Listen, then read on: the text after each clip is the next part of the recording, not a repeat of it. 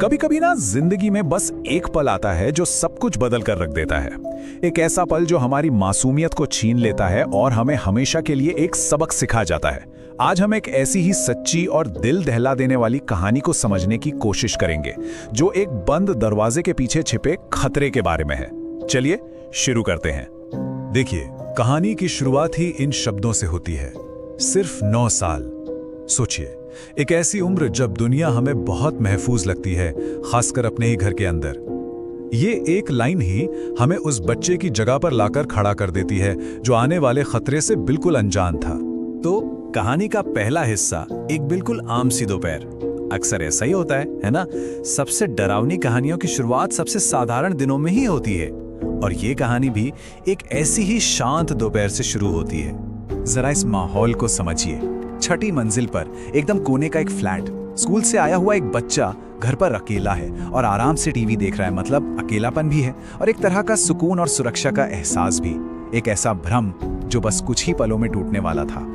और फिर उस शांति में एक खलल पड़ता है। एक आवाज आती है, एक आवाज जो उस दोपहर की खामोशी को तोड़ देती है, और यहीं से तनाव धीरे धीरे बढ़ना शुरू होता है। एकदम से दरवाजे की घंटी बजती है। अब टीवी का शोर, कार्टून की आवाज सब पीछे छूट गया है। सारा का सारा ध्यान उस दरवाजे पर है जिसके दूसरी तरफ कोई खड़ा है। वो शांत दोपहर अब एक अजीब सी उलझन में बदल जाती है।